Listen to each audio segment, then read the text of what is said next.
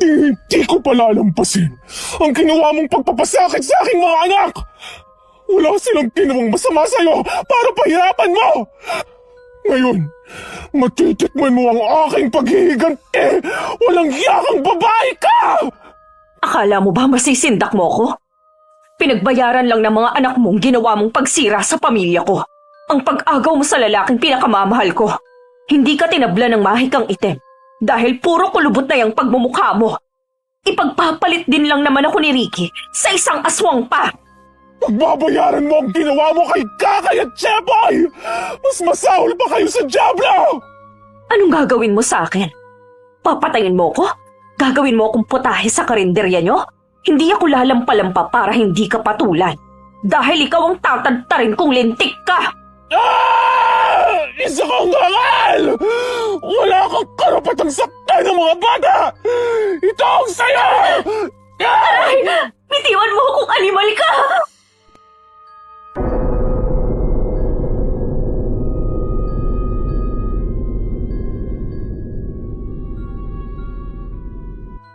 Marahang hinaplos ni Sofia ang buhok ng anak-anakan na si Kakaya habang ito'y natutulog. Dumungaw siya sa bintana at tumingala sa maliwanag na buwana. Bagamat sa pagkakataong yun ay hindi siya nagpalit ng anyo bilang aswang. Sapagkat ang nooy galit na puso ay napalitan ng kasiyahan simula nang makilala niya ang dalawang bata.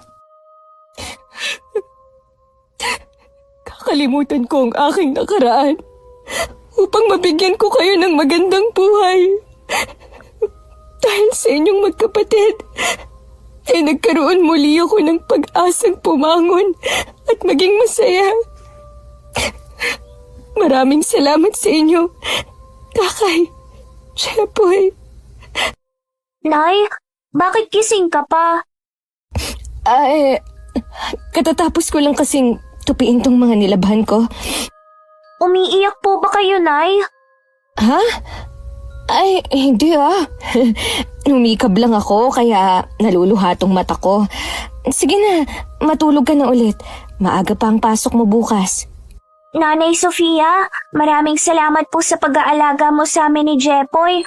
Kahit hindi ka namin totoong nanay, ngunit minahal at inalagaan niyo po kami. Nay, mahal na mahal ka namin. Huwag niyo po kaming iiwan, ha? Siyempre naman, mahal ko kayong dalawa.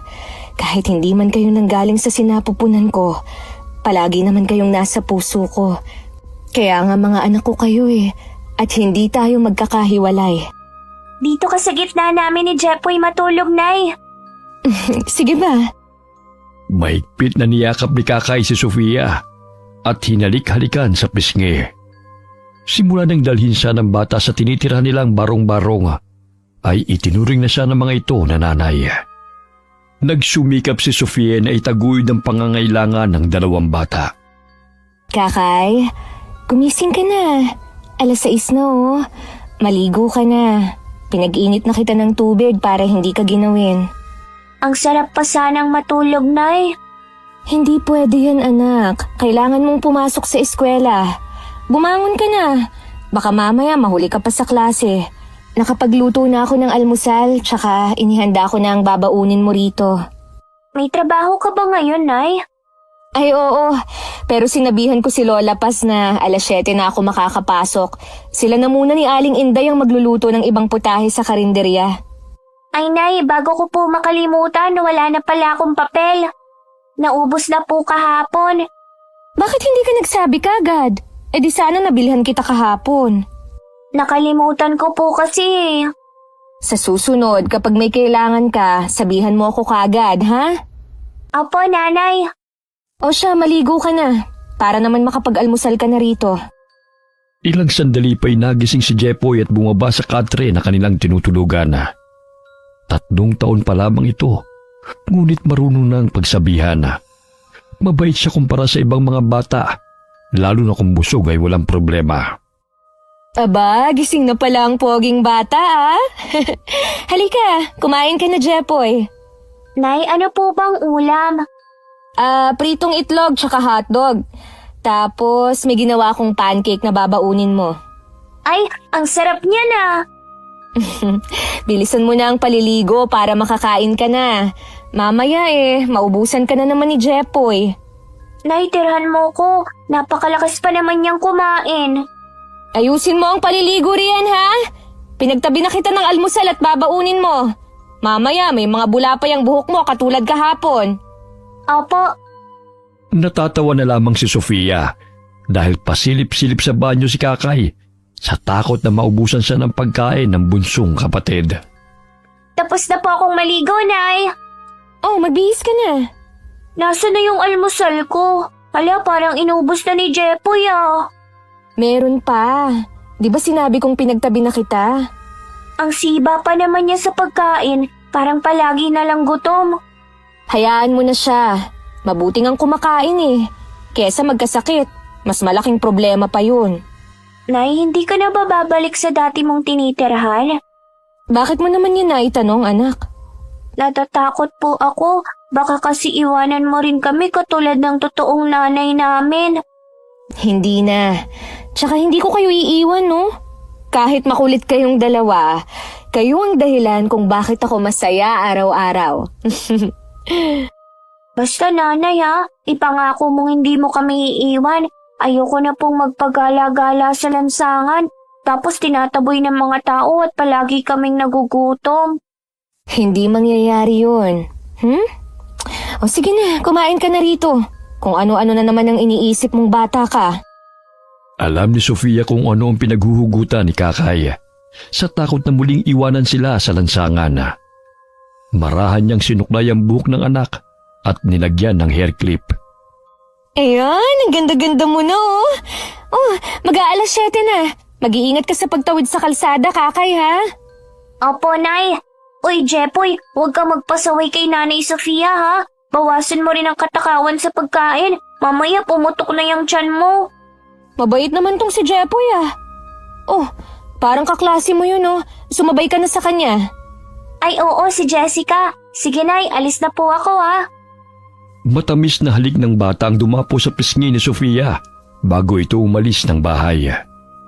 Malapit lamang ang karinderyang pinagtatrabaho niya sa paaralan, maging ang maliit na bahay na tinitirhan nila. Iha, nakapagluto na ako ng adobo at nilaga. Nakapagsaing na rin ako. Pero hinahanap-hanap talaga ng mga suki yung sisig at kaldereta na luto mo. Pasensya na po kayo, Lola. Mabuti na nga lang po at bumalik na ang gana ni Jepoy sa pagkain Kahapon, ayaw talagang kumain dahil may sinat. Ayos lang yon, Iha. Pwede naman nating paggawan ng silid tong karinderya Para dito na kayo tumirang mag-iina kasama ko. Nang sa ganun hindi ka na mahirapan pa na magpalipat-lipat. Luma na rin yung barong-barong na tinitirhan nyo Talaga po ba, Lola? Kung hindi po kalabisan tatanggapin ko po ang alok nyo sa akin. Matanda na ako, Sofia, at wala ng pamilya. Ang lupang kinatatayuan ng karinderyang to Parte ko pa sa lupang pinaghatian naming magkakapatid. Marami-rami na tayong mga suke dahil nasarapan sa mga luto mo. Hindi magtatagal aasenso ka, Iha. Mabait kang bata. Kaya sa'yo ko naiiwan ng karinderya. At ang lupang ito kapag namatay na ako. Kayo na naging pamilya ko buhat na makilala ko kayo. Lola, magkakasama pa po tayo ng matagal. Palalaguin pa po natin ang karinderya na magkasama. Alam mo, Iha, sa dinami-dami ng pamangking kong natulungan ni isa sa kanila walang nakaalala na bisitahin man lang ako. Yan siguro kung wala ka ng silbi. Dahil nakapagtapos na sila sa pag-aaral at nagkaroon ng kanya-kanyang trabaho. Ginugol ko ang buong buhay ko sa pagtatrabaho nun sa ibang bansa. Hindi na ako nagkaroon ng pamilya dahil sa pagtulong ko sa kanila. Pero ngayon wala na sila at hindi man lang ako kinukumusta. Lola, nandito kami ng mga bata para samahan ka. Malaki po ang pasasalamat ko sa inyo dahil binigyan niyo ako ng trabaho. Kung lumago man ang karinderyang to, dahil yan sa sipag mo. Pwede na nga gawing maliit na restaurant ito eh. Ay, pwede po, Lola. Lalo na't pinaliligiran tayo ng mga gusali. Mabuti nga po, hindi nyo ipinagbili ang lugar nyo eh. Ang ganda ng pwesto ng restaurant kung sakali. Sinabi mo pa, Iha. Magaling ka pa namang magluto. Lalo na ang sisig. Dinadayo talaga ng mga mamimili. 5 minuto na lang maluluto na pala to. Tamang-tama sa pananghalian. Sa susunod na linggo paparenovate ko tong karinderya. Para naman bago sa paningin ng mga tao. Ay, opo, Lola. Magandang ideya nga po yan. Lumipas ang 2 buwan ng pagpapagawa ng karinderya. Naging mini-restaurant na ito at may malaking karatula ng Paz Restaurant. Walang pagsidla ng tuwa si Sofia at Lola Paz nang matapos ang matagal na nilang pinapangarap. Lola, ang ganda po ng restaurant. Yung mga itinuro niyong ibang putahe sa akin, pagbubutihin ko pa po. Pangako, tutulungan ko kayong palaguin ito. Matanda na ako, Iha. At ikaw na ang nagmamanage sa restaurant na ito. Alam mo bang naramdaman ko ang tunay na halaga ko sa isang tao na hindi ko naman kadugo? Maraming salamat sa malasakit at pagmamahal na ibinigay mo sa akin. Ikaw lang ang nag-aalaga sa akin sa panahong nagkasakit ako na hindi humihingi ng kapalit. Napakabusilak ng iyong kalooban, Sofia. Napakaswerte ng 2 bata sa iyo, Iha. Binabalik ko lang po sa inyo ang lahat ng kabutihan niyo sa akin. Alam kong may mga hinanakit kayo sa inyong mga pamangkin. Pero hindi natin sila mapilit kung sadyang kinalimutan na nila kayo. Ngunit ang nasisiguro ko hindi ko po kayo pababayaan. Alam mo ba, Iha? Noon walang araw na hindi nila ako tinatawagan dahil nanghihingi ng pang-tuition. Sadyang maawain ako kaya agad naman ako nagpapadala ng pera sa kanila. Pero doon ko nalaman na pera lang ang habol nila sa akin.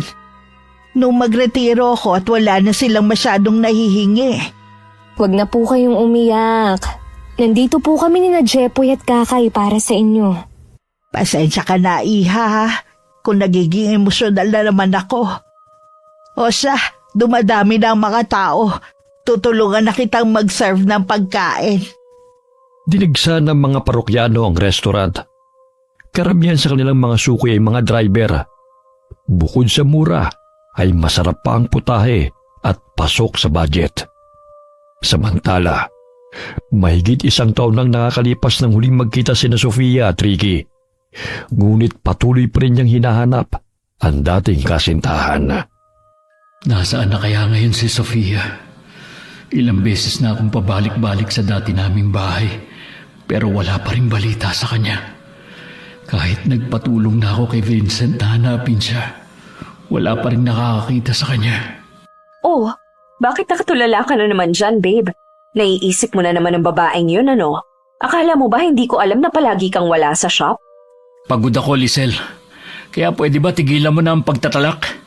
Minsan ka na nga lang umuwi rito sa bahay. Hindi mo pa magawang sabayan kami sa pagkain ni Maddie. May pamilya ka na, Ricky. Bakit ba pilit mo pang hinahanap ang babaeng yon? Ilaan mo na lang ang oras mo sa amin ng anak mo. Hindi pa ba kami sapat upang maging masaya ka? Walang patutunguhan ang usapang ito, Lisel. Kung oras lang naman ang pinag-uusapan dito, naibigay ko naman sa inyo ni Madia. Ano pa ba ang gusto mong gawin ko? Gusto kong bumalik tayo sa dati. Yung masaya tayo na wala kang iniisip kundi kami lang ni Maddie. Sa anak natin, hindi nagbago ang pakikitungo mo. Pero sa akin, nanlalamig ka na. Ricky, mahal na mahal kita. Hindi ko kakayanin na mawawala ka sa akin. Huwag ka nang umasa na maibabalik pa sa dati ang nararamdaman ko sa iyo, Lisel. Nagpapasalamat ako na dinugtungan mo ang buhay ko. Ngunit hindi pa rin nawawala sa isipan at puso ko ang lahat ng panahon na ipinagkait mo sa akin na makasama kong tunay kong pamilya. Namatay si nanay na labis ang pag-aalala sa akin. Ni hindi ko man lang siya nayakap. Nabuhay ako sa katauhan ng ibang tao. Ayon sa kagustuhan mo. Saan ka na naman pupunta, Ricky? Bumalik ka rito! Doon na muna ako sa guest room magpapahinga. Ituloy niyo na lang ang pagkain. Hindi pa ako nagugutom. Babe, sandali! Malakas na sinarado ni Ricky ang pintuan. Napasa po siya sa kanyang noo dahil hindi niya na alam kung saan pahanapin si Sofia. Hindi kaya nahuli na siya ng mga tao dahil napag-alaman na asawang siya? Ay, Sofia, nasaan ka na ba? Babe, buksan mo muna ang pinto. Dinalhan kita ng pagkain. Gusto ko na muna magpahinga, Lisel.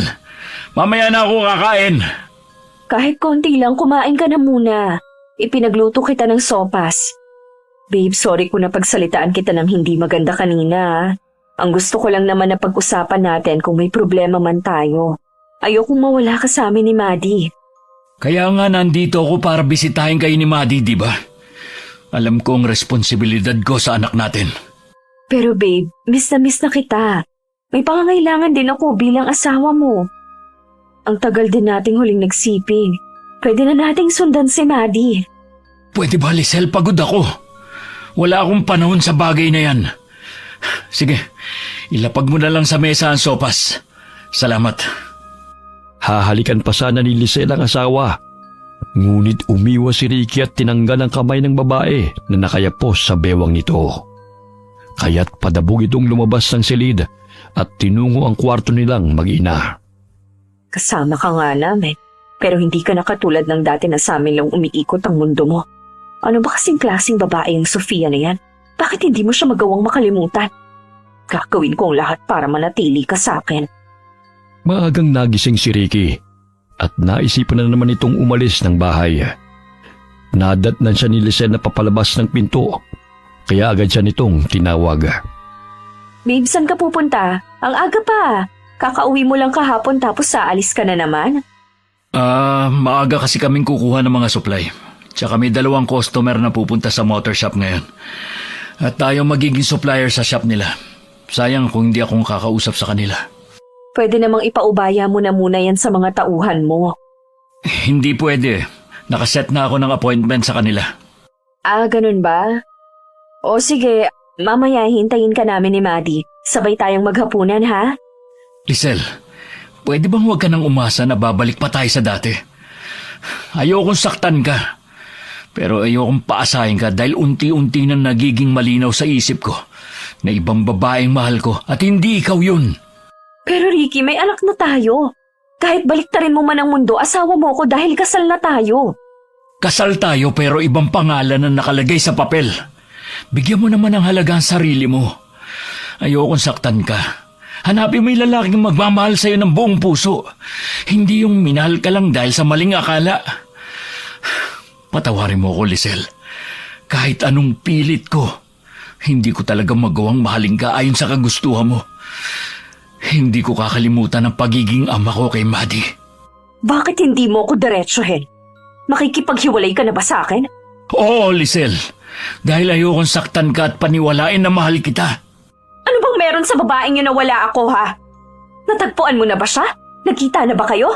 Kaya basta-basta mo na lang akong iiwan? Hindi pwede to, Ricky. Hindi ko hahayaan na mawala ka sa amin ni Maddie. Hindi kita mahal, Lisel. Patawarin mo ko. Ayokong paasahin ka sa bawat araw na magkasama tayo. Bumalik ka rito, Ricky! Dahil sa inis ay inihagis ni Lisel ang tasa ng kape sa sahig.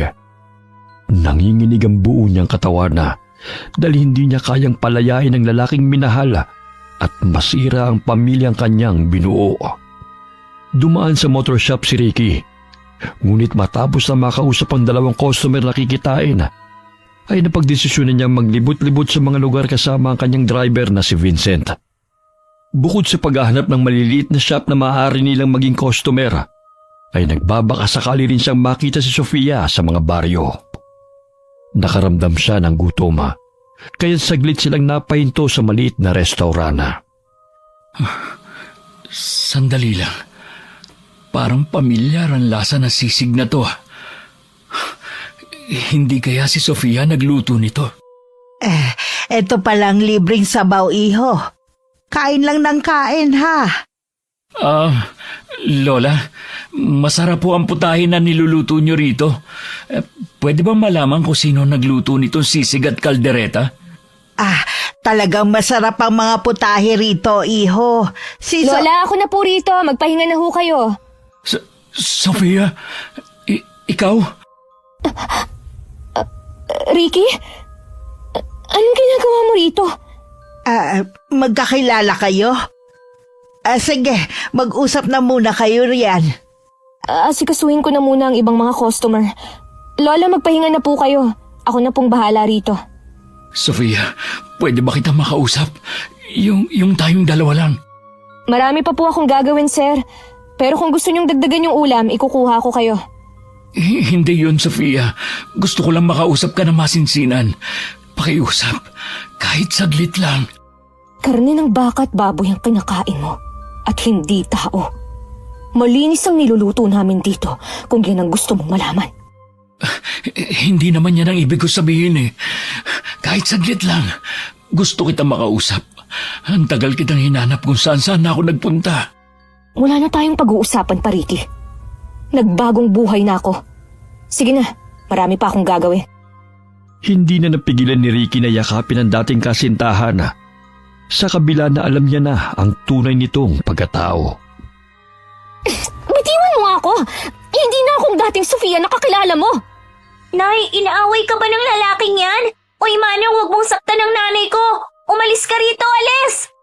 Nanay? Anak mo siya? Paano nangyari yun? Halika na, anak.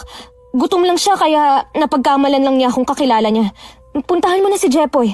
Maglaro na muna kayo ron, ha? Nay, sabihin mo sa akin kung may nangaaway sa'yo, ha? Papaluin ko siya ng walis. Hindi pwedeng awayin ka ng kung sino. Hindi mangyayari yun. Sige na, bantayan mo na muna si Jepoy dahil marami pa akong gagawin dito. Napapalingon pa si Kakay sa kinaroroonan ni Sofia upang siguruhin na hindi ito sinasaktan ng customer. Bagamat hindi pa rin nilulubayan ni Ricky ang dalaga, kaya't pumayag na lamang si Sofia na makipag-usap sa labas ng restaurant na walang makakarinig sa kanila. Alam kong marami akong pagkakamali, pagkukulang, at hindi ko na may babalik ang nasayang na panahon. Pero Sofia, mahal na mahal pa rin kita. Nang bumalik ang alaala ko, hindi ka na mawala sa isip ko. Pakiusap, huwag mo naman akong iwasan. Alam mo na ang totoo kong pagkatao, Ricky. Hindi ako normal na tao kagaya ng pagkakakilala mo sa akin noon. Isa akong aswang. Pero nagbagong buhay na ako kasama ang mga batang itinuring akong ina. May pamilya ka na rin, kaya ilaan mo na ang oras mo sa kanila. Masaya na ako sa buhay na meron ako ngayon. Pero Sofia, mahal na mahal pa rin kita. Naging malinaw na sa akin ang lahat. Hindi ko mahal si Lisel at peke ang aming kasal. Pwede naman tayong magbagong buhay na magkasama.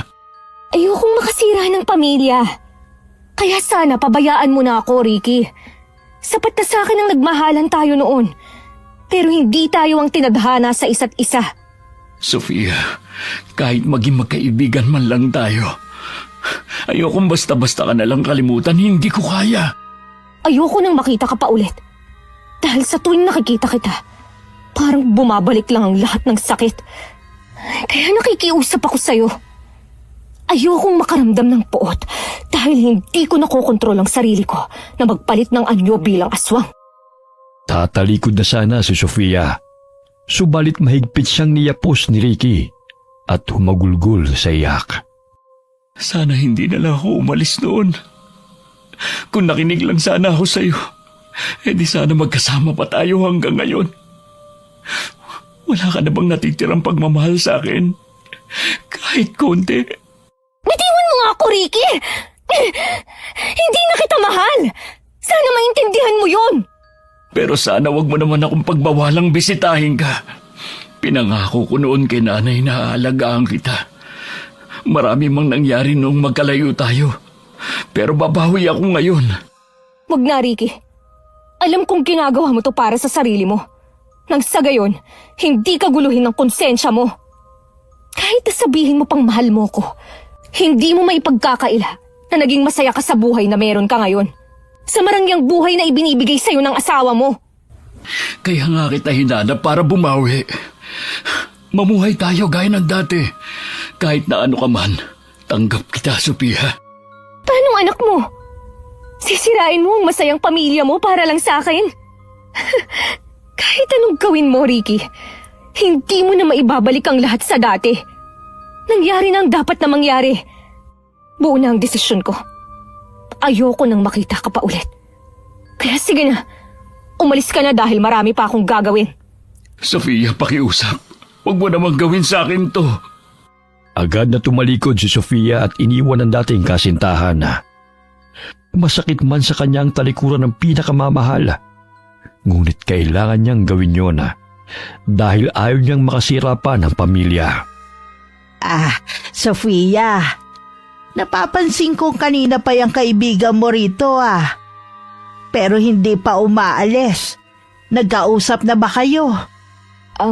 Opo, Lola. Hayaan niyo na siya. Maya-maya ay aalis din yun. Nakikita ko lungkot sa kanyang mga mata. Kausapin mo ulit. Baka naman may gusto pa siyang sabihin. Wala na po kaming dapat na pag-usapan pa, Lola. May kanya-kanya na kaming buhay. Dati mo ba siyang iniibig, Iha? Siya po yung dati kong nobyo. Pero may pamilya na po siya. Tapos na po ang lahat sa amin. Kaya wala na dapat kaming pag-usapan pa. Alam mo, Iha, nakikita ko sa iyong mga mata na mahal mo pa rin siya. Maging siya, hindi maikukubli na mahal ka pa niya. Kaso nga lang, hindi na pwedeng maging kayo ulit. Gaya ng sinabi mo na may pamilya na siya. At ikaw masaya na sa mga anak-anakan mo. Si Aling Inday na po ang maghuhugas ng mga kaldero. Magpahinga na po kayo, Lola. Kami na po ang bahala rito. O sige, uuwi na ako Basta kausapin mo ng mabuti ang dati mong nobyo at paliwanagan mo. Sa gayon hindi na manggulo pa sa'yo. Tinapik ni Lola Paz ang balikat ni Sofia bago lumabas sa karinderya at umuwi sa kanyang bahay na malapit lamang din doon. Magsasara na kami, Ricky. Umuwi ka na. Tsak na, hinihintay ka na ng iyong mag-ina. Sofia, tinapos ko na sa amin ni Lisel. Pakiusap, huwag mo naman ako ipagtabuyan. Nakikiusap din ako sa'yo. Huwag mong sirain ang pamilya mo dahil lang maaapektuhan na yung anak nyo. Isipin mo naman siya. Kailangan niya ng buong pamilya. Kaya umuwi ka na sa inyo at ayusin mo ang relasyon nyong mag-asawa. Minahal mo na ang babaeng kinilala mong asawa noon. Kaya wag mo na akong guluhin pa. Malungkot na umalis sa restaurant si Ricky. Bagamat hindi man lamang niya nakikita sa mukha ni Sofia ang pananabik, kaya't ganun na lamang ang panlulumo niya. Ilang araw siyang hindi umuwi sa mansyon na tinitirhan nila ni Lisela. Kaya't ganun na lamang ang inis ng babae dahil pinanindigan na nito ang makipaghiwalay. Hindi ako papayag na magkahiwalay tayo, Ricky. Sisiguraduhin kong babalik ka sa akin. Pumasok ito sa guest room kung saan natutulog si Ricky sa tuwing umuwi ito sa mansyon. May nakita siyang larawan na kinunan pa noong graduation nito at may kasama itong babae. Ito siguro ang Sofia na sinasabi ni Ricky. Kaso nga lang hindi malinaw ang mukha dahil nabasa. May naitago talaga siyang larawan pues sisiguraduhin kung hindi kayo magkakabalikan. Napaawang ang labi ni Lisel nang pumasok si Ricky sa kwarto. Pigil ang kanyang iyak dahil sa galit. Bakit ngayon ka lang umuwi? Mahigit 2 linggo na. Para malaman mo, tumawag ako sa shop pero sinabi ng tauhan mo na may meeting ka. Kanino, Ricky? Sabihin mo sa akin, sa babaeng nasa larawang to, ha? Patuloy mo pa rin ba siyang hinahanap at umaasa ka pang magkakasama kayong muli? Lisel, nagkausap na tayo, di ba? Pwede bang pakawalan mo na ako? Makakahanap ka ng lalaking magmamahal sa'yo na totoo. Hindi yung dahil lang sa maling akala o Akin ka lang, Ricky, at ako lang ang nagmamay-ari sa'yo. Wala nang iba. Pwede ba, Lisel? Hindi ako narito upang makipag-away. Gusto ko lang nakausapin ka na mahinahon. Ibabalik ko ang lahat ng bagay na ibinigay mo sa akin. Ang kotse, ang shop, ang... Hindi ko naman pinapabalik yun sa'yo, ha. Ang gusto ko lang makasama ka. Mahigpit na niyakap ni Lisel si Ricky. Subalit kinalas nito ang mga braso ng babae na nakapulupot sa kanyang bewang. Tapos na tayo, Lisel. Tama na ang pagkukunwari. Hindi ko kayang ipagpatuloy pa ang kahibangan na ito. Maging ang pangalan ng namayapa mong kasintahan, pinangalan mo pa sa akin. Si Paul ang pinakasalan mo, hindi ako. Mahal mo pa si Paul, kaya binuhay mo siya sa pagkatao ko. Dahil nagluluksa ka pa nung panahon na natagpuan mo ko. Nakikiusap ako sa'yo. Tama na. Hindi mo ako pwedeng iwan, Paul. I mean, Ricky, hindi ko naman binabawi ang lahat ng yaman na ibinigay ko sa'yo. Umuwi ka lang dito. May buhay rin ako. Hindi mo ako manika na kailangan mong pasunurin sa kagustuhan mo. Paano si Maddie, ang anak natin? Bibisitahin ko siya rito. Hindi ko kakalimutan ng responsibilidad ko sa kanya bilang ama niya. Pero hindi ko na magagampanan na maging asawa mo, Lisel. Ricky! Ibinalik ni Ricky ang lahat ng ari-arian na ibinigay sa kanya ni Lisel. Tanging ang talir lamang ang natira sa kanya dahil siya din naman ang naghirap doon. Umupa siya ng maliit na apartment at namuhay ng payak. Halos mabaliw si Lisel sa paghahanap kay Ricky kung saan ito naroon. Klingid sa kaalaman ng babae na gumagawa na ito ng paraan upang muling mapalapit kay Sofia. Ineng, parang may customer na yata tayo ah. Abay, ang aga naman yata. Hindi pa nga tayo nagbubukas eh. Luto na naman itong sisig at adobo, Lola. Ako na ang magbubukas ng pinto. Alam mo namang hindi makapagantay ang mga customer natin, lalo na ang mga tsuper. Sinabi mo pa. Sige, buksan mo na ang pinto, baka gutom na yan. Good morning po, sir. Ang aga nyo naman. Wala pang ang 7:00. Good morning, Sofia. Bulaklak para sa'yo. Ricky? Ano na naman bang ginagawa mo rito? Sinabi nang huwag ka nang bumalik dito, di ba? Oh, bakit naman hindi? Gusto kitang makita. At saka customer naman ako. Na-miss ko yung mga niluluto mo.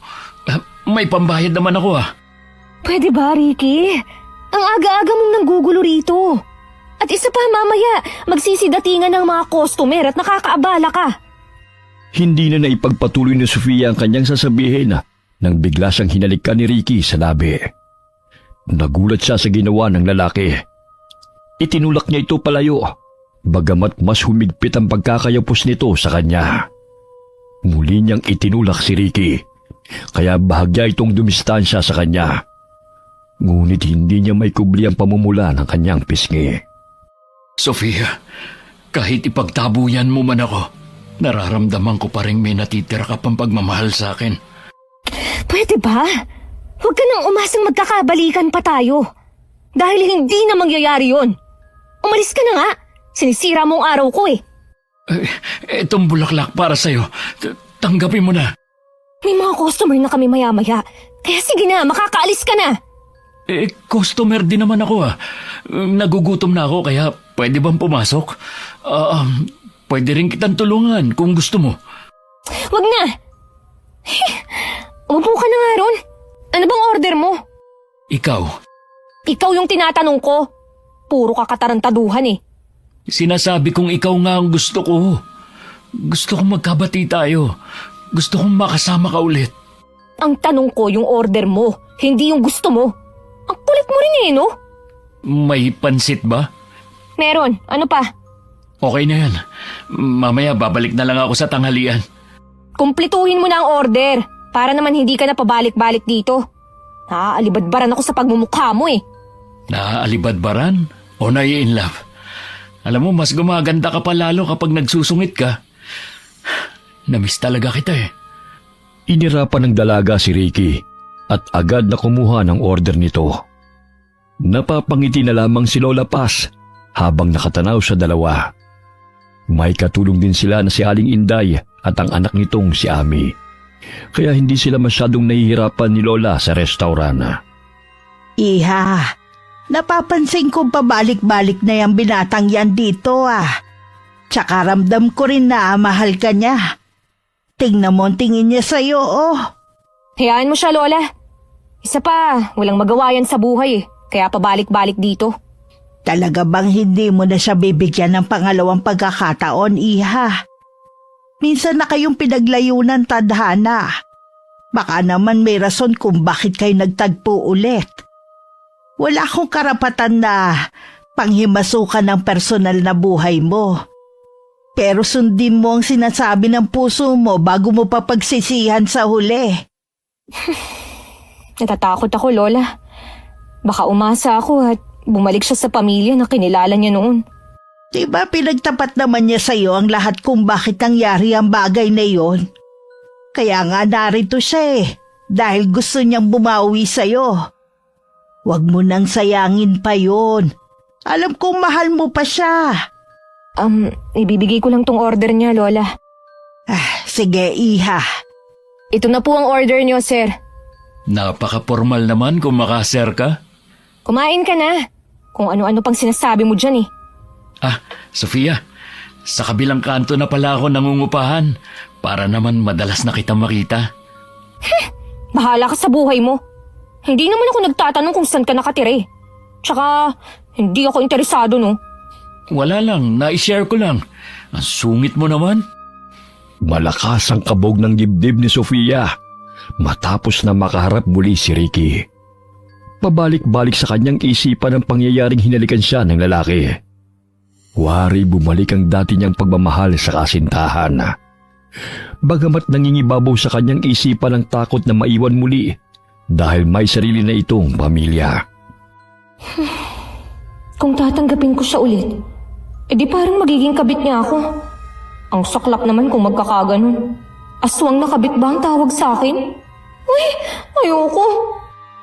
Ba, ang lalim naman ang iniisip mo ah. Gusto mo bang tulungan na kita sa pagliligpit? Pwede ba? Umalis ka na nga rito. Makakatulong ka kung umuwi ka na. Sus, tulungan na nga kita riyan. Akin na nga yung mga pinggan, ako na magdadala sa lababo. Huwag ka nang masungit dyan ha. Nagulat sila nang biglang may pumasok na babae sa restaurant na wari gustong sugurin si Ricky. Dito ka lang pala nagpupunta. Kung saan-saan na kita hinanap. Nasaan ang babae mo, ha? Nasaan ang kabit mo? Ano ba, Lisel? Huwag kang magskandalo rito, nakakahiya. Mabuti ba umalis ka na? Sumama ka sa akin. Pumasok ka sa kotse ngayon din. Tapos na tayo, Lisel. Hindi mo na maaaring kontrolin ang buhay ko. May sarili akong isip at buhay na gusto ko. Hindi pwedeng masusunod na lang ang lahat ng kagustuhan mo. Minsan mo na akong kinontrol. Ayoko na mangyari pa yun ulit. Umalis ka na lang, pwede ba? Hindi. Sasama ka sa amin. Mababaliw ko kapag nawala ka sa akin, Ricky. Nandito ba ang kabit mo, ha? Iharap mo siya sa akin. Ricky! Umalis ka na, Lisel. Nakakaabala ka na sa mga taong kumakain. Hindi ako papayag na mapunta ka sa iba, Ricky. Sisiguraduhin kong magiging miserable ang buhay ng sino mang mga aagaw sa'yo. Mawalang galang na sa'yo, Eneng ha.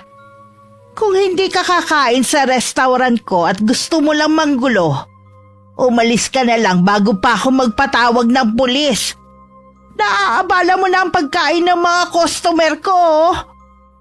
Matalim na tinitigan ni Lisel si Ricky bago bumalik sa sasakyan nito. Nagtama ang paningin nila ni Sofia. Ngunit hindi natinag ang dalaga sa malditang itsura ng babae. Siya pala ang asawa mo. Paano ba yan? Natuntun ka na niya. Hindi legal ang kasal namin dahil ang nakapangalan sa marriage contract, yung namayapa niyang kasintahan. Binuhay niya sa pagkatao ko at ginamit niya ang pagkakataon na wala akong maalala para magawa niyang manipulahin ako, Sofia. Kahit na. Namuhay kayo bilang mag-asawa. Noong panahon na yun, wala akong maalala. Akala ko totoo mga sinasabi niya, pero kasinungalingan ng lahat. Mabilis na pinahururot ni Lisel ang sasakyan na. Muntik na siyang mabangga sa isang jeep. Mabuti na lang mga ibigla siyang nakapreno. Hindi ako papayag na iiwan mo ko, Ricky. Babalik ka sa akin at mabubuo muli ang ating pamilya. Alam kong ang babae sa litradong to ang kinababaliwan mo. Pues papatayin ko siya para bumalik ka sa akin. Umuwi siya sa mansyon at inutusan ng mga katulong na maghanap ng mambabarang o mangkukulam kapalit ng malaking halaga. Wala pang 2 araw ng paghahanap ay nakatagpo ang katulong nila sa liblib na baryo na kilalang si Abner. Isang matandang kubang lalaki na halos hindi naliligo at maalam sa itim na mahika. Agad na ipinagbigay alam ng katulong sa kanyang amo at magkasama nilang pinuntahan ng manggagamot. Grabe, ang baho naman ng lugar na to. Sigurado ka bang ito yung bahay ng mangkukulam? Ay, napakagandang dilag naman ito. Yan ang mga tipo kong babae. Napakakinis at napakabango. Grabe, napakabaho naman. Hindi ka ba naliligo, tanda? Hindi talaga ako naliligo, Ineng. Dahil yan ang makakapagpalakas ng kapangyarihan ko. Huwag mo nang problemahin kung naliligo ako o hindi. Ano ba ang pakay mo, ha? Gusto kong pahirapan ng babaeng nasa letrato na yan. At ang lalaking yan ay gusto kong bumalik sa akin. Gayumahin mo para muli niya akong mahalin. Nabura naman ang mukha ng babae sa litrato, ha? May malinaw ka bang larawan dyan? Ay wala, tanda. Basta gawin mo na lang ang lahat upang pahirapan yan. Babayaran kita ng malaking halaga. Hindi ko magagawang pahirapan siya ng direkta sa pisikal. Kung ganitong hindi malinaw ang kanyang mukha, ngunit sa emosyon, magagawa ko. Sa pamamagitan ng pagpapahirap sa kanyang mga mahal sa buhay. Ay. O ikaw na ang bahala. Tapos ang lalaking yan, gawin mong lahat upang bumalik siya sa akin. Ay, ang dali naman. Ito, ipainom mo sa taong gusto mong gayumahin para maging patay na patay siya sa'yo. Sa loob ng sunod-sunod na 7 araw na walang mintis. Parang ipot ng kambing to ah. Baka naman imbis na mahumaling sa akin, mamatay siya. Gusto mo bang balikan kanya? Oo. Di ipainom mo yan sa kanya. Huwag nang mareklamo pa. Hindi yan ipot ng kambing. Halamang gamot yan na may sangkap na luha ng butiki at pinatuyong dugo ng mag-asawang uwak. Luha ng butiki? Kailan pa umiyak ang butiki? Ipainom mo na lang yan at huwag nang magreklamo. Binugahan ng hininga ni Kaabner ang litrato. Nalanghap ni Lisel ang hininga ng matanda, kaya't napaubusan sa sobrang baho. Pati si Pilyo hindi nyo nagagawa? Huwag mo akong pakialaman sa paraan ng pagpapalakas ko ng aking kapangyarihan at panggagamot. Gusto mo bang gawin ko ang kagustuhan mo o umalis ka na lang dito? Gawin mo ang utos ko! Ay kung gayon, tumahimik ka dyan. Ang ingay mo eh. Pinunit ni Kaabner ang litrato at binugahan ng paulit-ulit ng mabaho niyang hininga ang larawan ni Sofia. Binudburan niya ito ng abo na kinuha pa sa garapona at isinalang sa ibabaw ng itim na kandila. Ilang sandali umusal siya ng mga kataga. Maaari kang maging ako kung papayagan mong pumaloob ako sa katawan mo. Kung gusto mong ikaw mismong papatay sa mga taong kinamumuhian mo, yun ay kung tatanggapin mo ang kapangyarihan ko. Gusto kong maging malakas para patayin ang sino mang hahadlang sa amin ng mahal ko. Pero ayoko namang maging kasing baho mo, tanda. Kaluluwa at kapangyarihan ko ang papasok sa katawan mo, hindi ang katawan ko. Basta kasing lakas mo ayos lang, wag lang kasing baho mo. Sa oras ng pangangailangan mo sa labang ito, dahil hindi natin nasisiguro na hindi lalaban ang kanilang panig. Ikaw na ang bahala riyan, basta pahirapan mong babae na yan, tanda. Itong paunang bayad. Kulang to, Neng. Babalikan kita para sa susunod na bayad kapag nasimulan mo ng pahirapan siya. Hindi sapat ang pera. Ano pa ba ang dapat? Dadagdagan ko yan kapag nagawa mo ng pinag-uutos ko. Di mo pa nga nagagawa kahit isa eh. Ang pag-aalay ng kaluluwa ang siyang magpapalakas sa ritual. Bumalik ka rito sa araw ng Martes. Sa gayon, ikaw mismo magsasagawa ng ritual. Maaari ka nang umalis sa ngayon. Huwag mong kalimutan na ipainom niyang ibinigay kong tableta sa taong gusto mong mabaliw sa'yo. Bakit pa ako babalik rito? Hindi mo ba kayang gawing mag-isang pinapagawa ko? Ay! Di ba gusto mong pahirapan ng isa rito? Kailangan ng presensya mo sa gagawing ritual dahil ikaw may kahilingan na pahirapan siya, di ba? Ang iyong buot ang siyang magpapalakas sa kapangyarihang itim na aking papakawalan. O siya, sige. Aalis na ako ngayon dahil hindi ko na kaya ang baho ng amoy sa lugar na to. Dali-daling lumabas ng kubo ang babae. Hinatid siya ng tingin ng matandang lalaki na nakangisi pa at nanilisik ang mga mata. Samantala, napapadalas ang pagkikita ni na Sofia at Ricky. Bagamat hindi pa rin naging kampante ang dalaga na tanggapin muli si Ricky sa kanyang buhay. Nay, sino bang lalaki na yon? Bakit palagi kanyang inaabangan? Kakilala ko. Gusto lang na makipag-usap. Nay, baka kukunin ka niya sa amin ha. Huwag kang sumama sa kanya. Hindi niya ako kukunin. Kayo na ang pamilya ko, di ba? May pupuntahan ba kayo? Sumakay na kayo dito sa tricycle. Kailan ka pa namasada? Ngayon lang, ihatid ko na kayo. Saan ba ang punta ninyo? Hindi na. Sasakay na lang kami ng tricycle. Mamaya pa dadaan ng mga yun. Huwag na kayong mahiya, libreng sakay naman to eh. Dahil sa pagpupumilit ni Ricky, pumayag na lamang si Sofia. Ilang sandali na pahawak si Kakay sa tiyan nito dahil nakaramdam ng kirot. Maya-maya'y nagsuka ito. Aray, Nay! Ang sakit ng tiyan ko! Bakit naman biglaan ang pagsusuka mo? Pareho lang naman tayo ng kinain Sandali, papahiran ko lang ng langis ang tiyan mo. Nay, ang sakit! Aray! Dali na natin siya sa ospital. Baka naman kung napaano na siya. Sige, wala naman siyang nararamdaman kanini. Bago naman ang niluto ko. Baka naman pinasok lang ng malamig na hangin ng tiyan niya. Pero iba na ang pagsusuka niya Kakay, dadalhin ka namin sa ospital Huwag kang mag-alala anak. Sabihin mo kay nanay kung anong mga nararamdaman mo, ha? Aray, hindi ko na po kaya ang sakit. Malapit na tayo sa ospital anak. Konting tiis na lang. Biglang napakurap-kurap si Sofia nang may maaninag siyang itim na anino ng tao na biglang sumalubong sa tricycle na sinasakyan nila. Bigla itong nawala ng banggain ni Ricky. Ricky, nakita mo ba yun? Ang alin? Yung aninong itim na binangga mo. Ngunit bigla na lang siyang nawala. Wala akong nakita. Nandito na tayo. Sandali at bubuhatin ko si Kakay. Nandito na tayo sa ospital anak. Mamaya mawawala na rin ang sakit, ha? Nanlalamig na ang kamay ng bata at namumutla dahil lahat na ng pagkain ay inilabas na nito. Nurse, tulungan niyo po kami. Ang anak ko bigla na lang pong sumakit ang tiyan at nagsusuka. Ricky, tingnan mo.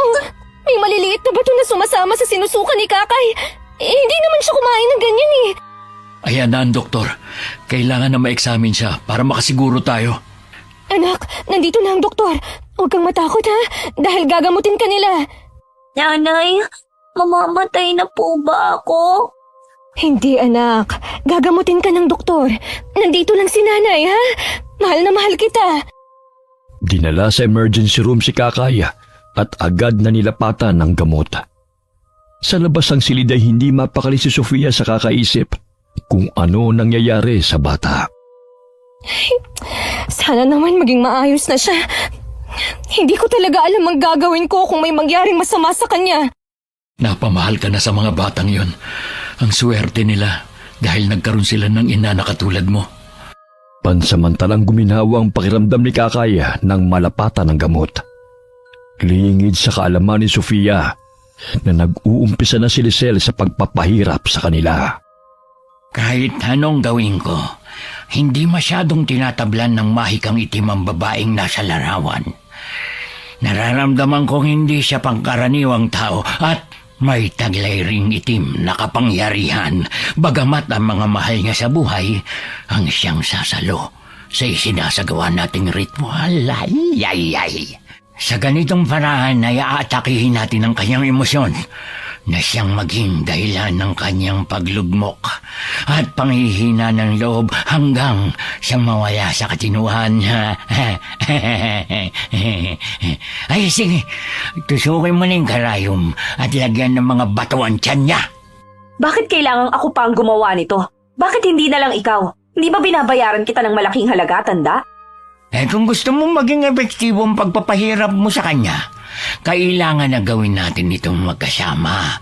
Pagkatapos ng 3 Martes at Biyernes, ay maaari mo nang gawin itong mag-isa dahil ang kapangyarihan ko ay papaloob sa iyo. O sige, kung ito ang paraan na bumalik sa akin si Ricky. Ngunit hindi ko pa rin siya natatagpuan. May paraan ka ba para magkita kami? Ay pahanap mo. Mangkukulam ako, hindi ako detective.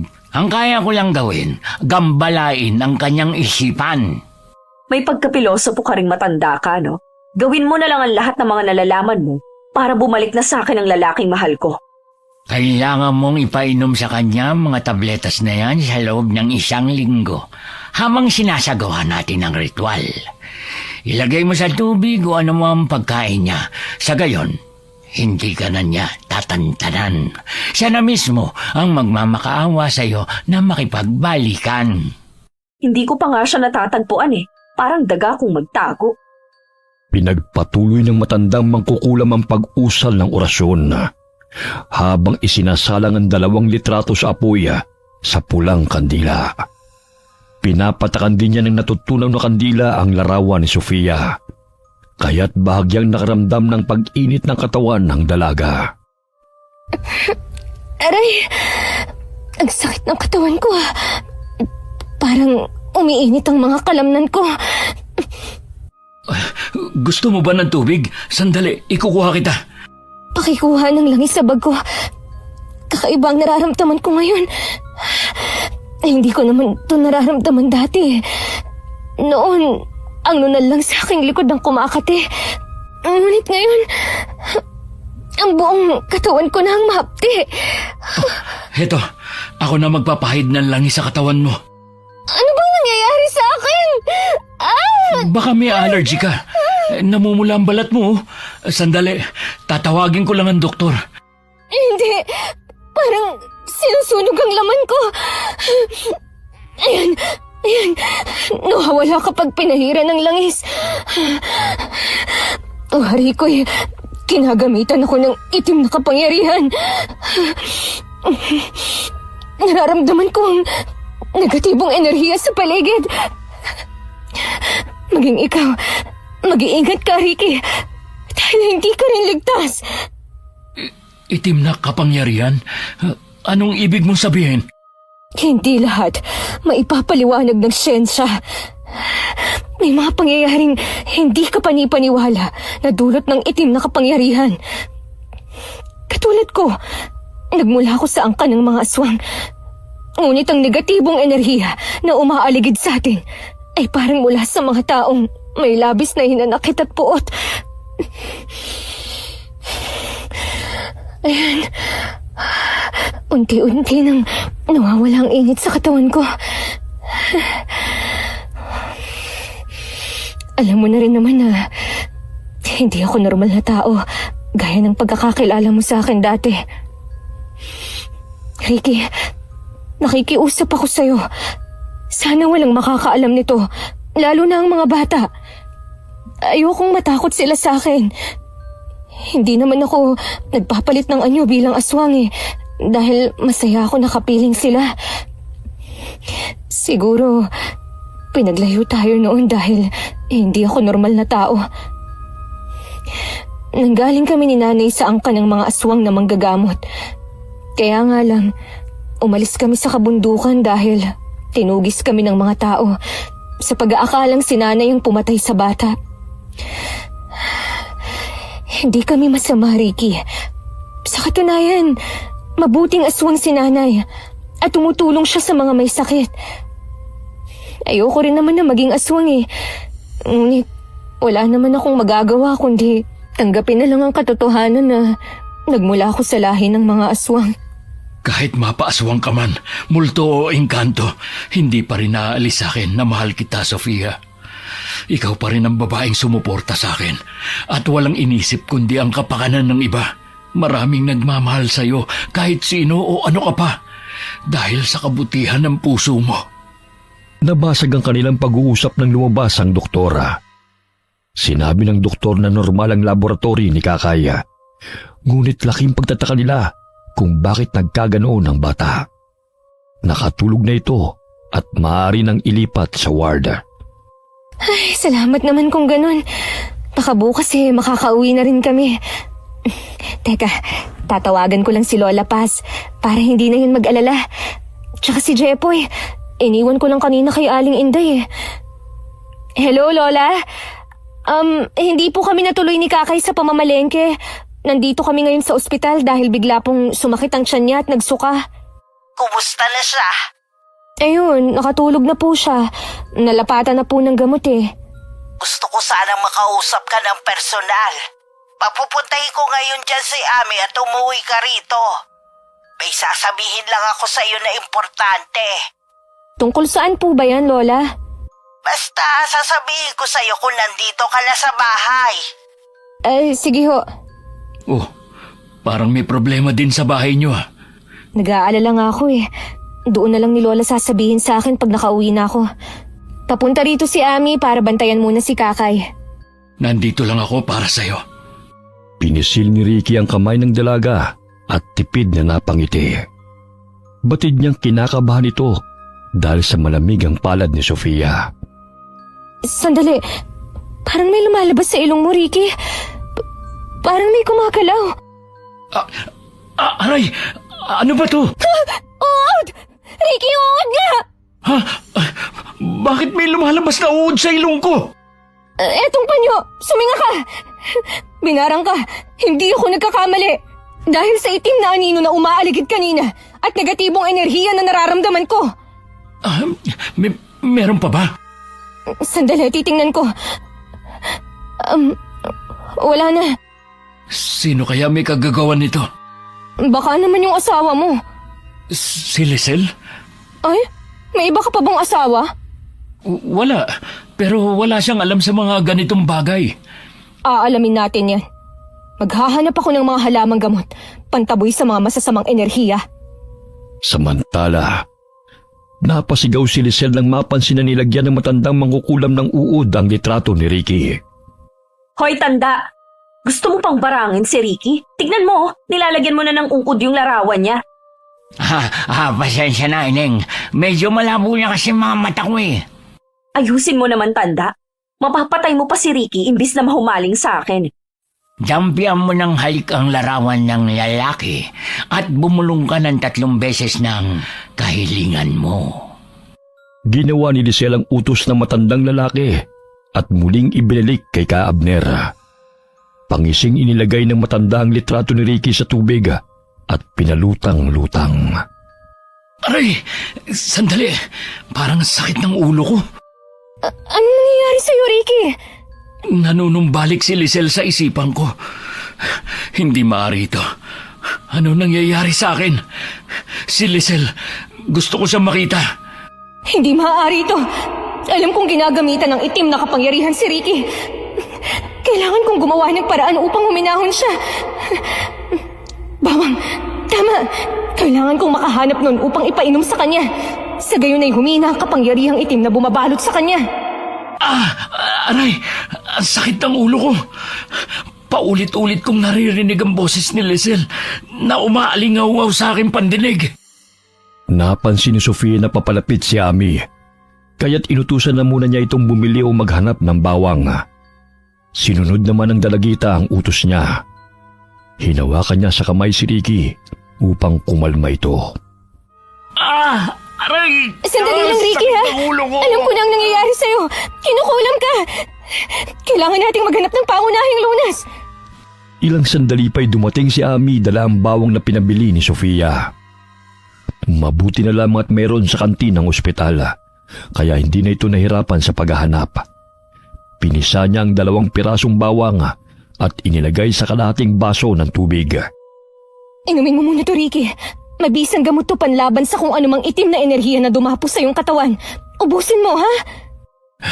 Sige, akin na. Patid kong napakalakas niya. Kailangan nating makahanap ng kukontra kung sino man siya.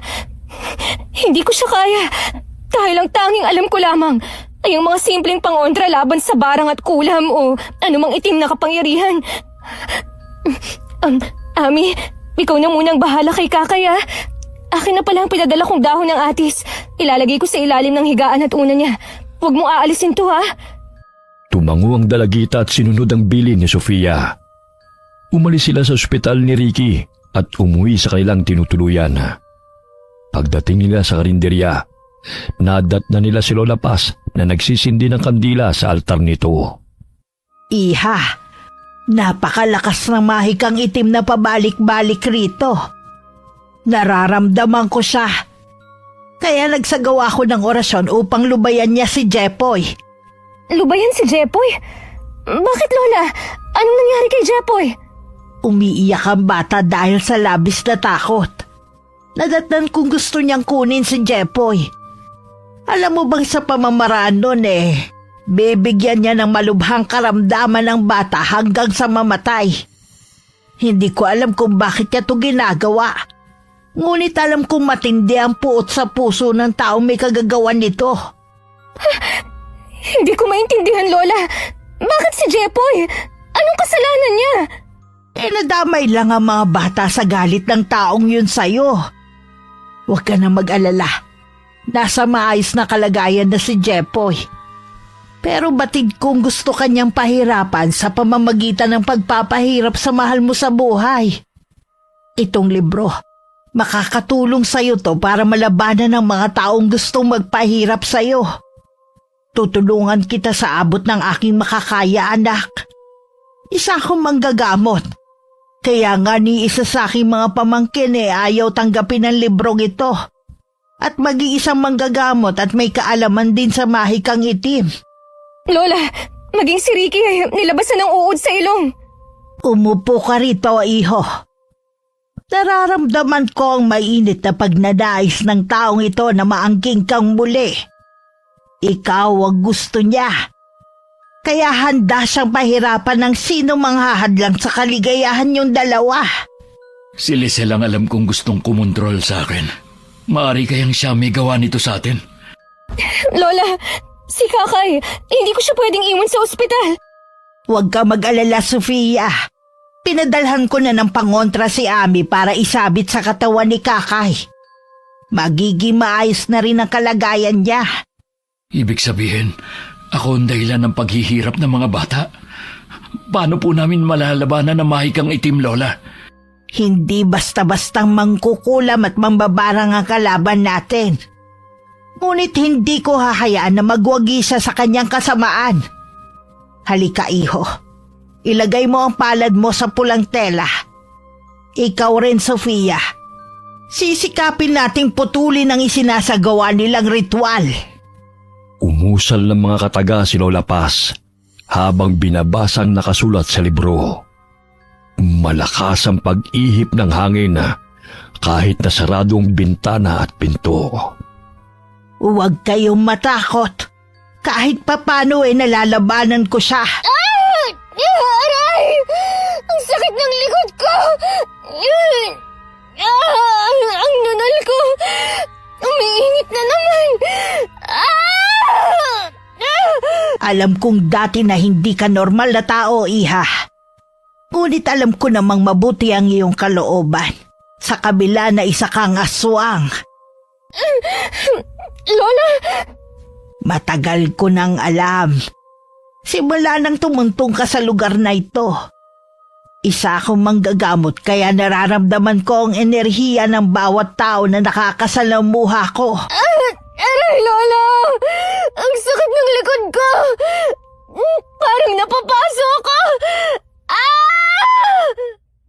Hindi na napigilan ni Sofia na tanggalin ang kanyang kamay sa pulang tela sa ibabaw ng mesa. Tila ba'y nasasaktan siya sa orasyon na sinasambit ni Lola Paz laban sa ritual ng mangkukulam. Wari ba'y maging siya'y kinukontra dahil isa rin siyang aswang. Umumbok ang likod ni Sofia at nagpalit siya ng anyo bilang aswang. Ilang sandali nawalan siya ng malay at unti-unting nanumbalik sa normal niyang anyo bilang tao. Lola, si Sofia, ano nangyayari sa kanya? Hindi niya nakayanan ng orasyon na panlaban sa itim na mahika. Masasanay din siya. Tuturuan ko siya upang maging malakas. Sa gayon hindi siya basta-bastang magagapi ng kalaban. Paano kung masaktan siya sa tuwing sinasagawa mo ang orasyon na yan? Kaya nga gagawa ko ng ibang paraan upang labanan ng mahikang itim na hindi nasasaktan si Sofia. May dahon ng na sako rito. Maaari mo ba pakuluan to, iho? Sige po, Lola. Binuhat ni Ricky si Sofia patungo sa sofa at agad na nagpakulo ng dahon ng anonas. Mabisang gamot yun sa kulam sa pamamagitan ng pag-inom ng pinakuluang dahon. Mapait ang lasa nito. Kumuha ng dahon ng laurel si Lola Paz at sinindihan yun gamit ang puting kandila. Sa pamamagitan noon ay nagtataboy ng negatibong enerhiya sa paligid. Yun din ang pinadala niya kay Ami na ilagay sa mga gamit ni Kakay upang hindi lapitan ng itim na kapangyarihan. Tapos na po ako magpakulo ng dahon ng anonas, Lola. Lagyan mo ng konting asukal at inumin mo. Sa gayon ay tatantanan ka ng mahikang itim. Sa loob ng 1 linggo, dapat tuloy-tuloy ang pag-inom mo niyan upang hindi ka tablan ng pinapakawalang mahika ng kalaban. Kailangan kong harapin si Lisel. Wari ko'y siya may pakanan ng lahat ng ito. Huwag. Hindi mo siya dapat na makita sa loob ng 1 linggo. Ramdam ko na may nagsasagawa ng ritual para gayumain ka sa pamamagitan ng hangin. Dahil hindi niya nagawang mahanap ka. Ano na po ang gagawin ko para matigil na ang kahibangan na ito? Palipasin mo ang 1 linggo at doon niyo siya harapin. Alam kong maging ang kaluluwa niya ay isinanlanan niya sa dyablo upang maging kasing lakas ng mangkukulam na yon. Bihira lang ang gumagawa noon. Ang pait nga ng lasa ng pinakuluang dahon ng anonas, Lola. Pagtiisan mo na yan. At saka magpakulo ka ng dahon ng tanglad at ibanlaw matapos mong maligo. Pangontra din yan sa kulam at barang. Sige po, Lola. Mas mabuting dumito ka na muna, iho, para mabantayan ko kayo. Si Ami at Inday na muna magbabantay kay Kakay sa ospital. Hinawi ni Ricky ang buhok na nakatakip sa mukha ni Sofia. Hinaplos-haplos niya ang pisngi nito upang magising. Sofia, wala akong pakialam kung aswang ka pa. Hindi ko nahahayaan na magkalayo pa tayong muli, mahal ko. Palilipasin ko lang ang 1 linggong sinabi ni Lola. Babalik ako sa mansyon upang harapin si Lisel. Kukunin ko si Maddie sa kanya pag nalaman kong may ginagawa siyang hindi kanais-nais. Aray, ang sakit ng ulo ko. Mahal, gusto mo ba na maiinom? Aray, masakit lang ang ulo at likod ko. Lola, nasan si Jepoy? Gising ka na pala, Sofia. O itong tsaa na gawa sa dahon ng anonas. Inumin mo na muna. Gising na si Jepoy. Dali-daling nilagok ng dalaga ang tsaa at agad na pinuntahan si Jepoy. Nadatnan niyang kumakain ito at napangiti sa kanya. Jepoy, ayos ka lang ba, anak? Pasensya ka na kung wala dito si nanay kanina. Mahal na mahal ka ng mga bata. Ang swerte nila dahil ikaw ang kumupkup sa kanila. Mapalad ako dahil nakilala ko sila. Nabigyan muli ako ng pag-asa upang magsimulang muli. Kaya hindi ko hahayaan nasaktan sila ng kahit sino. Hanapin ko ang taong nagpapakawala ng itim na kapangyarihan. Hindi ako matatahimik hanggat hindi ko siya nakakaharap. Lalong-lalo na tinamay niya sa kawalang-yaan niya ang buhay ng mga anak ko. Patawarin mo ako, Sofia. Alam kong ako ang punot dulo ng lahat ng ito. Pangako, aayusin ko to. Hindi na kailangan na magsisihan pa tayo. Ang dapat nating gawin ay puksain ang makasariling may gawa nito. Hindi ko siya titigilan hanggat may inosenteng buhay siyang dinadamay. Nakakapanibago ang itsura ni Sofia kapag nagagalit. Aswang nga siya dahil namumulat at nanlilisik ang kanyang mga mata. Hindi na gaya ng dati na napakaamo ng kanyang mukha. Iba rin siyang magalit kapag naaagarbyado ang mahal niya sa buhay. May problema ka ba sa mukha ko, Ricky? Ha? Wala. Ngayon lang kasi kita nakitang nagkakaganyan. Seryoso at galit. Sinabi ko na sa'yo na hindi ako katulad ng dati na nakilala mo. Hindi na ako yung pasweet, malamping, at kayang api-apihin ng kung sino. Kaya kong pumatay, Ricky. Sofia, wala namang ganyanan. Huwag kang mag-alala. Hindi ako pumapatay ng inosenteng tao. Yung mga walang hiya at halangang kaluluwa ang pinapatos ko. Kaya wala akong pakialam kung talikuran mo man ako. Dahil hindi ko kailangan ng lalaki upang mabuhay. Matapos ang misyon kong harapin ang mangkukulam at ang tao sa likod ng pagpapahirap nito sa atin, pwede mo na akong iwan ulit. Hindi na ako takot na iwanan dahil nasanay na ako sa bagay na yon. Hindi nagbago ang pagtingin ko sa'yo, Sofia. Mas lalo mo pa akong napabilib dahil lahat kaya mong gawin para sa mga taong mahal mo. Naging matapang ka lang ngayon. Ngunit ikaw pa rin ang Sofia na malambing at mapagmahal na nakilala ko noon. Mahigpit na niyakap ni Ricky si Sofia at hinalikan sa noo. Ilang sandali pa'y napasigaw si Lola nang mapansin na nagsuka si Jepoy ng itim na likido. Hindi talaga tumitigil ang mga walang yang to. Pakikuha ang balahibo ng manok sa aparador, Sofia. Yung pinatuyo ko kahapon. Anong nangyayari kay Jepoy, Lola? Bilisan mo, kunin mo na yung pinatuyong balahibo.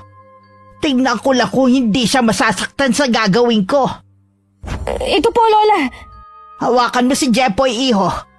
Inuubos talaga ng mga yun ang pasensya ko eh. Umiiyak na hinawakan ni Sofia ang ulo ng bata. Nagsusuka ito ng malapot na likido. Walang ano-ano'y malakas itong pumalahaw nang tusukin ni Lola ang daliri nito sa paa. Akin ang kaluluwa ng batang ito. Wala na kayong magagawa upang pigilan ako. Dahil inalay siya sa akin ng matandang mangkukulam. Siya ang singilin mo sa lahat ng kahilingan niya. Hindi yung inosenteng batang to. Akin siya. At hindi mo ko mapipigilan, tanda. Iho, iabot mo sa akin ng garapon na may abon ng insenso at asin. Lagyan mo rin ng ulo ni Jepoy. Itigil mo yan, tanda. Lahat ng kaluluwa niyo'y pinaubayan ng matandang mangkukulam sa akin, kapalit ng kapangyarihan. Hindi mo na ako mapipigilan sa gagawin ko sa batang ito! Hindi mo makukuha ang anak ko! Sila ang singilin mo dahil sila ang may utang sa'yo! Kinuha ni Sofia ang langis na Biyernes Santo na benditado at ibinuhos sa ulo ni Jepoy. Ano yan? Bakit napapaso ako? Hindi kayo magtatagumpay sa kasamaan niyo! Sila ang singilin mo, hindi kami! Lola, natigil na ang pagsusuka ni Jepoy. Matamlay na ang katawan niya. Ano na ang gagawin natin ito? Aray! Si Jepoy, bitiwan mo ko! Jepoy, anak! Bitiwan mo ang Tito Ricky mo! Ikaw, babae! Alam mo ba ikaw ang dahilan kung bakit naghihirap sila ng ganito? Dahil napakalandi mo! Mang-aagaw ka! Kung sino ka magsumanib sa katawan ng anak ko, lubayan mo siya! Wala siyang kasalanan! Kung galit ka sa akin, ako na lang ang parusahan mo! Bumalik ka pa talaga, ha? Itong sayo! Aray! Tigilan mo yung paghahampas sa akin! Ano ba yan? Titigil lang ako kung aalis ka sa katawan ng aking apo. Huwag mo kong pilitin na patayin kita ngayon. Alam kong hindi ka lang diablong sumanib sa apo ko kanila, kundi ang mangkukulam na nagpapahirap sa apo ko. Muling kinuha ni Lola ang garapon na may lamang insenso at asin at binudbud sa katawan ni Jepoy. At paulit-ulit na hinampas ng buntot ng pagi ang katawan nito. Kahit na mahina ang paghampas sa katawan ng bata, wari impit na palahaw ang pinapakawala ng sumanib sa katawan nito. Maya-maya'y nanghina na naman ang katawan ni Jepoy at umiyak. Jepoy, anak, andito si nanay. Itali mo muna ang pulang tela na may sangkap na halamang gamot kay Jepoy. Sa gayon hindi na muling bumalik ang sumanib sa kanya. Napakalakas nila. Ngunit alam kong nasaktan ko sila. Hindi ko sukat akalain na mangyayari itong muli matapos ang 3 dekada. Lola, Handa na po akong tanggapin ang alok niyo na maging manggagamot. Kung noon ay pinagwalang bahala ko ang kagustuhan ni nanay dahil gusto kong mamuhay ng payapa. Ngunit kung kaligtasan ng aking mga anak ang nakasalalay, ay buong puso ko na pong tatanggapin na maging isang manggagamot. Kahit ako'y isang aswang. Halos lumuwa ang mata ng matandang mangkukulam na si Abner sa sakit na kanyang naramdaman. Sa tanang buhay niya ay noon lamang siya nakasagupa ng malakas na kalaban. Wari bumalik sa kanyang sakit na pinadapo niya sa batang si Jepoy. Kung mamamatay ito, ay may alay siyang kaluluwa sa Diyos-Diyosan niyang Diablo. Ineng, mukhang natalo tayo ng kalaban. Ngunit hindi pa huli ang lahat. Dahil mas lalakas ang puwersa natin kung papayag kang magkaisa tayo. Anong ibig mong sabihin? Matanda na ako, kaya hindi na nakayanan ng katawan ko. Subalit, patuloy na magiging malakas ang kapangyarihan ko kung may sasaniban akong katawan. Hindi na nag-atubiling sumanib ang matandang mangkukulam sa katawan ni Lisel. Nandilat pa ang mga mata ng babae at nagpaikot-ikot sa kinatatayuan nito bago bumulagta sa sahig at nawalan ng malay. Maya-maya'y iminulat niya ang mga mata at marahang tumayo. Naninag niya sa replika ng salamin ang biglang pagbabago sa kanyang mukha. Naging kulay abo ang buhok at kilay ko. Nakararamdam din ako ng kakaibang lakas sa aking katawan. Totoong patay na nga siya. At sumanib siya sa katawan ko. Kailangan ko makaalis rito. Magagawa ko ng lahat ng gusto ko at mapapasunod ko ng sino man ang aking nanaisin. Iniwan ni Lisel ang bangkay ng matandang mangkukulam na nakabulagta sa lupa. Dilat ang mga mata nito at animoy natuyo ang katawan. Dinala niya ang mga gamit ng matanda sa pangkukulam. Kinabukasan, nakalabas ng ospital si Kakay. Ilang araw ding hindi nagbukas ng karinderya sina Lola Paz at Sofia dahil sa pangyayari.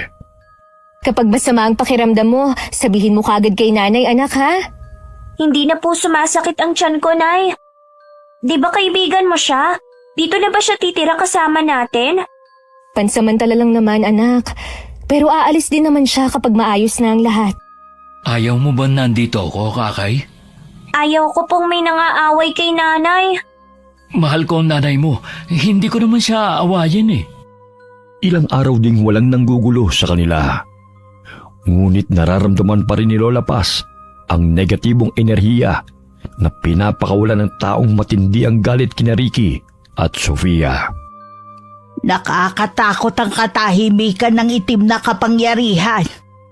Nararamdaman ko mas lalo siyang lumakas.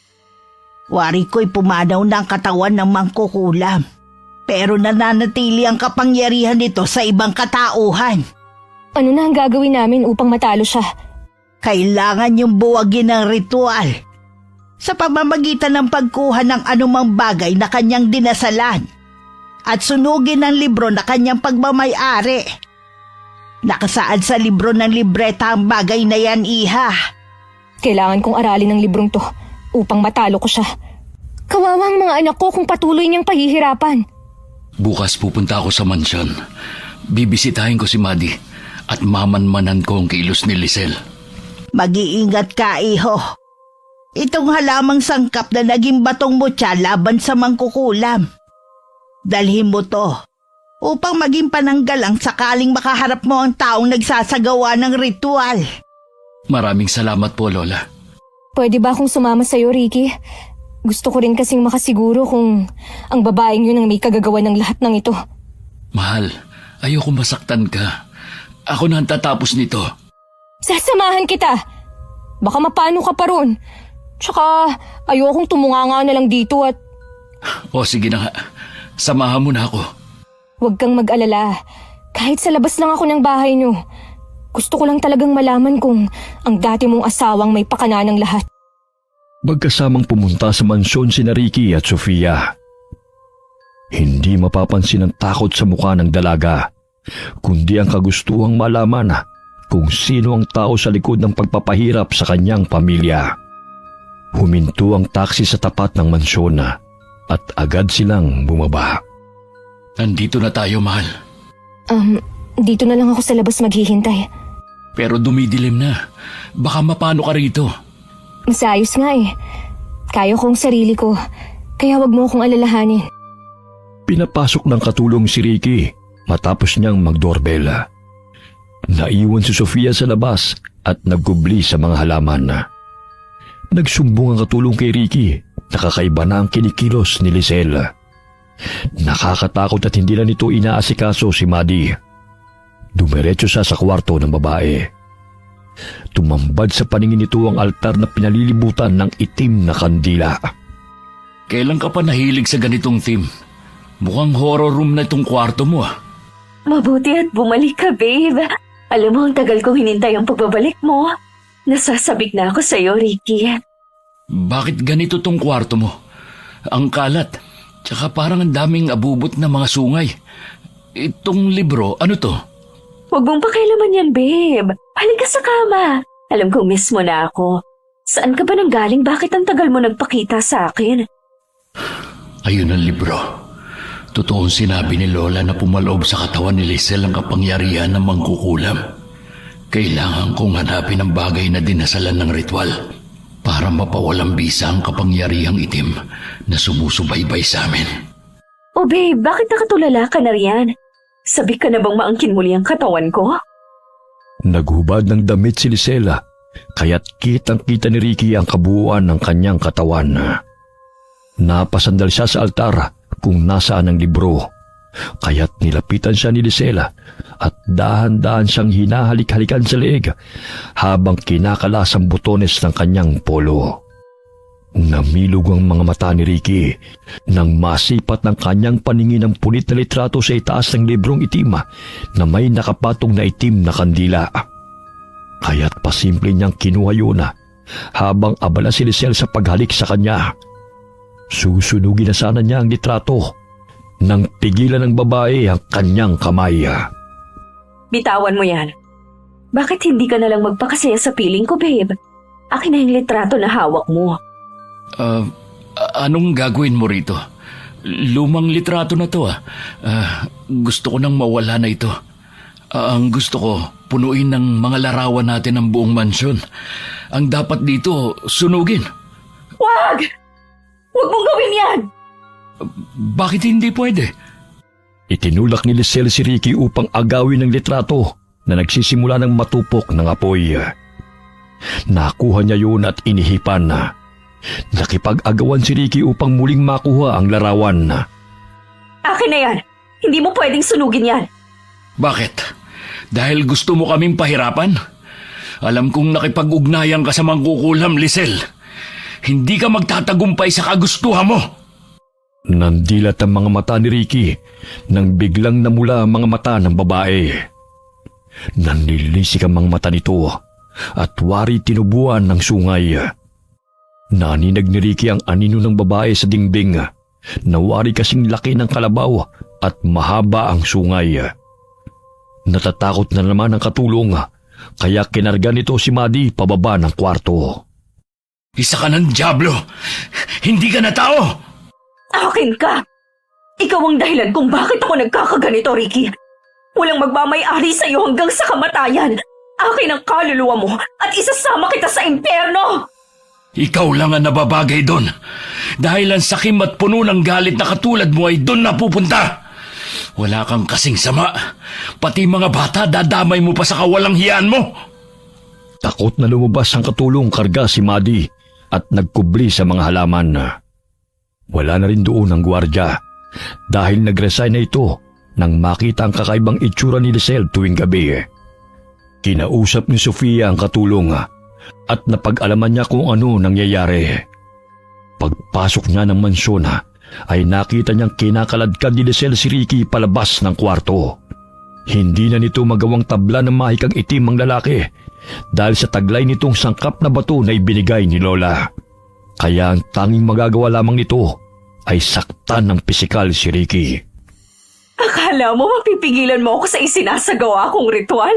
Pues papatayin kita dahil hanggang kamatayan ay magsasama tayo! Nahihibang ka na! Baliw! Isa pang salita. Babaliin ko tong leeg mo. Hindi na napigilan ni Sofia na magpalit ng anyo bilang aswang nang makitang sinasaktan ng mangkukulam na si Lisel si Ricky. Aba, may hayop na naligaw. Sino ka namang pakialamera na napadpad rito? Walang iya ka! Bitiwan mo siya! Wala kang awa! Pati yung mga bata, idadami mo pa sa kangalan mo, hayop ka! Hayop? Sinong mas hayop ang wangis sa ating dalawa? Nagbibiro ka ata Aba naman, Ricky. Siya ba si Sofia? Ipagpapalit mo lang din naman ako sa isang kuba at napakapangit na nilalang pa. Walang silbi rin palang pagpapahirap kung mapasakin ka ulit. Dahil ni kalingkingan ay walang-wala ang babaeng yan. Mas masahol pa sa hayop ang ugali mo! Maliksing sinugod ng aswang na si Sofia si Lisel. Bagamat mabilis na nakailag ito at inihagi si Ricky patungo kay Sofia. Dahilan na mabuwal silang dalawa. Kunin mo ang libro at ang bagay na dinasalan niya. Kukunin ko ang atensyon niya. Mag-iingat ka, mahal. Ikaw rin, mahal ko. Nagpambuno si Lisel at ang aswang na si Sofia. Hindi may pagkakaila na napakalakas ni Lisel. Dahilan na ibalibag niya ang dalagang aswang. Yan lang ba ang kaya mo? Lalampalampa ka ring hayop ka. Bakit na humaling si Ricky sa'yo gayong ang pangit mo rin pala? Bukod sa bako-bako mong likod. Dahil hindi masama ang ugali ko, katulad mong walang giya! Etong sa'yo! Bitiwan mo kung hayop ka. Mas lalo ko pang papapangitin yung mukha mo. Isa kang baliw! Wala ka na sa tamang katinuan! Kaya pinipilit mo ang mga taong ayaw na sa'yo! Hindi pagmamahal ang tawag doon! Kunti ang pagiging makasarili! Ano? Bahala na ang iba na maghirap basta maging masaya ka lang! Kahit namuntik ka nang makapatay ng dalawang inosenteng bata! Wala akong pakialam sa mga pinagsasabi mo. Sa akin lang si Ricky at wala nang ibang makakaangkin sa kanya. Patuloy na nagpambuno silang dalawa. Kaya pumasok si Ricky sa loob ng kwarto at muling hinanap ang litrato. Natagpuan niya yun sa sulok ng silid at agad na sinunog. Ito ang nababagay dito. Kailangan ng wakasan ng kasamaan mo, Lisel. Maging ang kapangyarihang itim na bumabalot sa katauhan mo. At ang librong ito. Ano nangyayari sa akin? Parang hinihigop ang enerhiya ko. Wag! Wag! Huwag magsunugin ang libro! Huwag! Tigilan mo yan! Paiba-ibang tinig na kumakawala sa kanyang bibig. Tuluyan na nga siyang nilamon ng kasamaan. Maging ang Diablo ay sumanib na sa kanyang katauhan. Pagbabayaran yung lahat ng ginawa niyong ito sa akin. Mga hayop kayo! Hindi ako matatahimik hanggat hindi natatapos ang kasamaan mo. Hindi ko hahayaan na saktan mo ang mga anak ko! Tuluyan ng nilamon ng apoy ang litrato, maging ang librong itim na mangkukulam. Lahat ng mga gamit sa loob ng kwarto ay isinilid ni Ricky sa bedsheet at sinilaban sa labas ng mansyon. Hanggang sa maging abo ang lahat ng mga gamit na mangkukulam. Nangingisay sa sahig ang babae dahil lumalabas ang mga aninong itim sa kanyang katawan. Unti-unti nang nilisan ng masasamang elemento ang katawan niya. Talagang binenta niya ang kaluluwa niya sa kasamaan para makapaghiganti at maangkin ka, Ricky. Kahit kailan, hindi mananalo ang kasamaan, mahal ko. Ayan, nanumbalik na ang kagandahan mo. Maraming salamat sa lahat ng tulong mo. At sorry sa lahat ng mga problemang ibinigay ko sa'yo. Tingnan mo siya, Ricky. Parang may kinakausap na naman. Pero nararamdaman kong wala nang negatibong enerhiya sa paligid. Nawala siya sa tamang pag-iisip. Ikaw bang babae ng mahal ko? Ibalik mo si Paul. Namatay siya ng dahil sa'yo. Ikaw na malinding babae ka.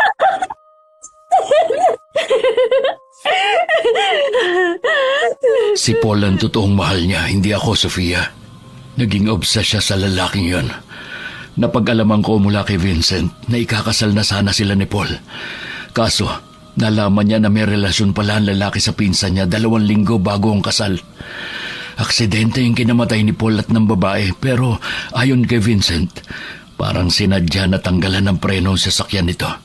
Siya ba ang may kagagawan nun? Walang matibay na ebidensyang makapagtuturo sa kanya. Pero siya ang tinuturo ng iilan sa kakilala nila. Nangingitim ang mga mata ni Lisel habang umiiyak at tumatawa. Tanging ang nag-aalaga na lamang kay Maddie ang natitirang katulong sa mansyon sa takot ng ibang katulong sa pagbabago ni Lisel. Tumawag ng doktor si Ricky upang ipasuri ang kalagayan ng babae. Sinabi ng doktor na wala na ito sa tamang katinuan, kaya kinakailangan na sumailalim sa gamutan. Dinala sa mental hospital si Lisela, kaya nasa pangangalaga ni Ricky ang anak nilang si Maddie. Pwede na ba kitang ligawan ulit, Sofia? Ikaw ang bahala kung hindi ka papagod. Hindi naman ako napapagod kapag nakikita ka eh. Gusto kong magsimulang muli, kasama ka at ng mga anak natin.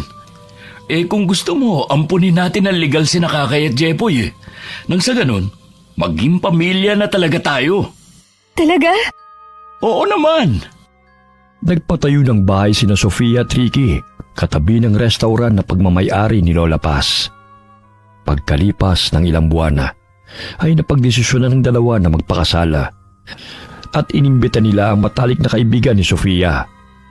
Halos tumalon sa tuwa si Clara nang makatanggap ng imbitasyon mula sa kaibigan niyang matagal na niyang hinihintay ang pagbabalik.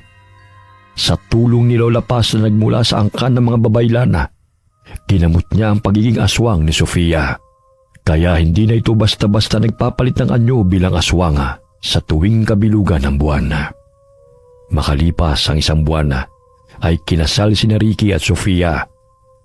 Masayang namuhay ng payapa ang lumalaki nilang pamilya. Okay. Katulad po ng request nyo, nagkaroon po ng part 2 ang kwento ni na Sofia at Ricky. Sana po nagustuhan nyo ang kwento nila. Shout out po tayo kina Billy Ray, Jenny May, kay Ray Buendia, Meng, Mirna, Anna Marie at kay Michael Del Rosario. Mula po kay Lucy Buendia ng Nueva Ecija. Hi kay Giray Janine. Hi Zachary Saranillo. Shout out kay Kakok Gabas, galing kay Melchora Arcilia. Lagi pong nakikinig mula sa Bicol. Salamat po. Hi kay Maria Yokoyama from Japan. Hi kay Charito Nerona, ganun din po sa mga kapatid niya na nasa ibang bansa. Kamusta po kayo? Hi kay Mamiliana Nalugon from Kadijay, Bohol. Shout out kay Nayoyon and Dylan Pisquera from Tambulig, Zamboanga del Sur. Hi kay Josephine De Los Trinos from Osaka, Japan. Alright, sana po napasaya namin kayo sa kwento namin. Marami pong salamat sa inyo and God bless all of you. Hindi ko pala alam pa.